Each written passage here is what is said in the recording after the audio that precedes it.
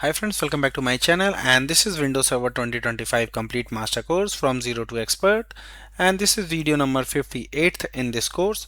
And in this video we are going to focus on basically understanding what is Microsoft Defender for Windows Server infrastructure and how you can secure your server by using Microsoft Defender, and also we are going to see some best practices around Microsoft Defender. So in today's environment, if you are working in any multinational company or maybe enterprise, you should have a basically specific security product. Let's say Cloud Stack, McAfee, or maybe any enterprise grade security software which provide you basically EDR solution or MDR solution. But Microsoft Defender is also very highly capable tool which you can implement in your infrastructure to make sure your servers are protected from the outside attack or malware or ransomware. So let's get started. So the very first and basic question, what is Microsoft Defender for server?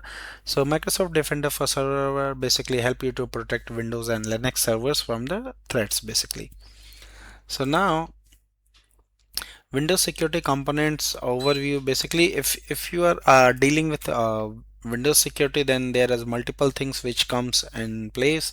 So the Windows Defender which we are going to see in this video, so there is a Windows firewall also which I'm going to take in next video. BitLocker encryption we have already covered in last few videos, and then we have a secure boot and user access control also, which we have seen in last video by using JEA access, and there are other methods also. So now our focus is on Windows Defender basically. So now what are the Windows Defender basically provide you? So it provide you real-time protection configuration. So basically if you open your Windows security, go to virus and threat protection, ensure the real-time protection is turned on. So let me go ahead and show you. So this is my file server basically. So if I go here, you should be able to see your Windows virus, and on the security at glance you can see the virus and threat protection. So if you see this is not enabled, it is highly recommended to go ahead and enable this. So once this is enabled, you can click on this, and then you can basically, the very first thing you should able to see your virus and threat protection update. So if you see this security intelligence is updated, so if I click here, you should be able to see the check for latest update. So let me go ahead and check.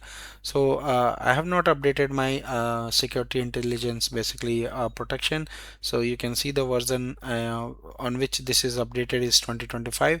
So I just run this check. So now it's going to basically check with the Microsoft and make sure our definition is updated.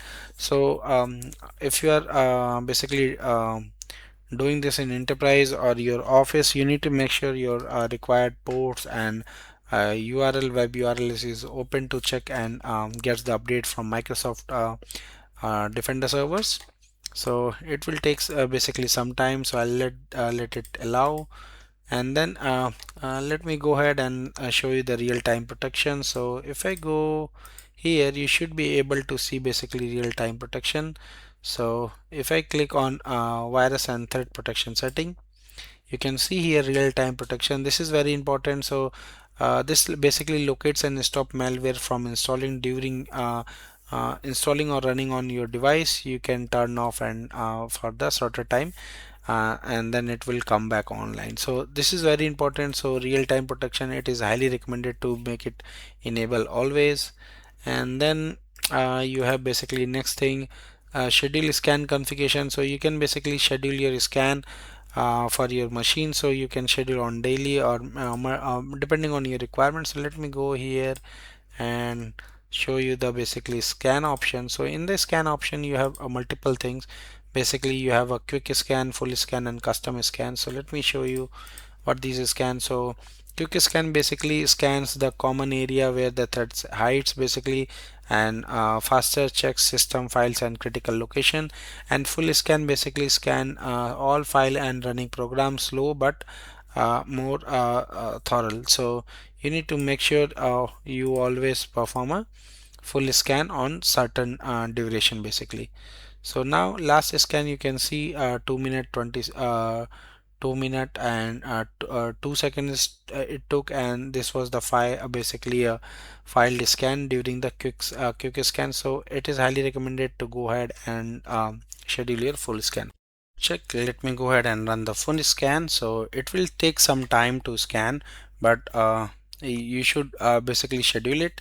So now if I go back, you can see the current threat scan is running, and now if I go here, you should be able to see the virus and threat protection update is done, and basically it is updated till the time.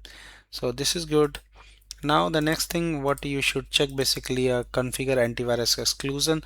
So this is very important. Basically if you have any specific folder which you want to basically exclude from uh, scanning for by using the defender, such as if you have a SQL database or SQL files or maybe backup files or VM file or a specific application you want to exclude.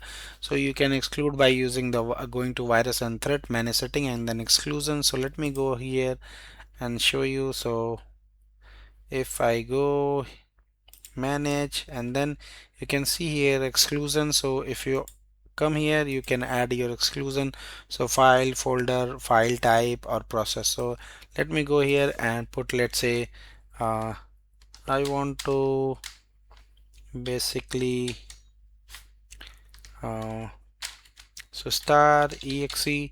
If you do this, it will basically leave all the file which has exe format, or maybe doc or docx. So based on your requirement, you can basically add the extension here.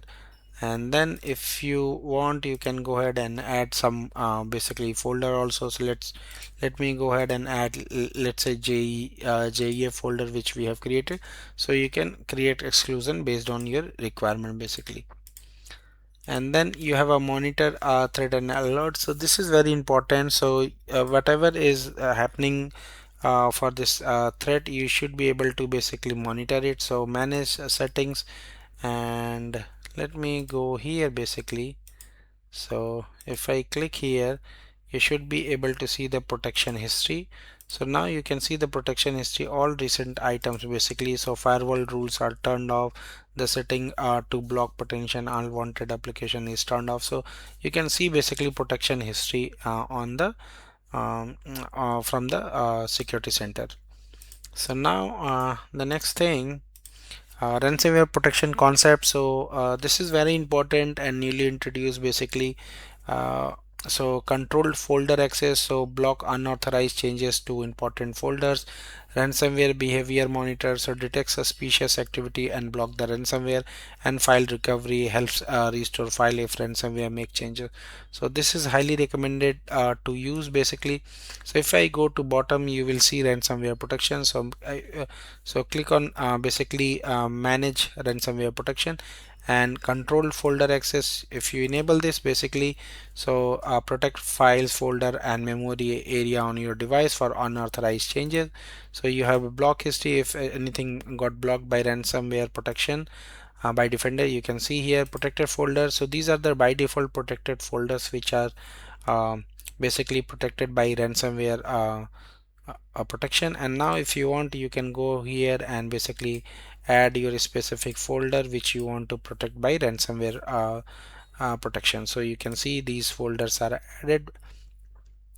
And then you have basically next thing, which is allow app through controlled folder access.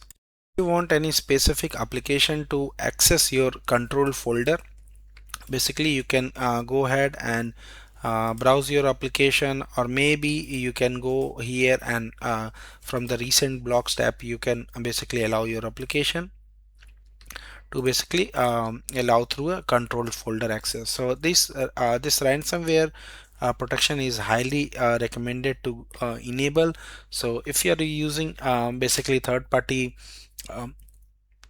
EDR or MDR solution, those product also provide ransomware protection, but this is also a highly capable feature which is available with the Windows Defender basically. And then best practices and for the protection server. So keep OS updated So keep OS and roles and features updated on your servers, and use the strong authentication, enforce the strong password and MFA on Windows servers, enable firewall, configure Windows firewall, and allow only required traffic to reach to your Windows servers, and least privilege access. So use least privilege access for users and services, and then a regular backup, take regular backup and test restore. So common troubleshooting techniques for Windows Defender. So check logs in event viewer if there is any issue which is reported in Windows Defender. Verify the Defender services status and make sure the services are good. Review policy. So GPO setting, you should verify your GPO settings also related to basically Defender if you are deploying some setting by using group policy related to Defender, and update the signature for the latest definition. So this is pretty much what I wanted to show in this video. So thank you for watching. Please subscribe me for more videos, and if you have any query, any question related to this, you can always post me my given mail IDs. Thank you once again. Bye bye.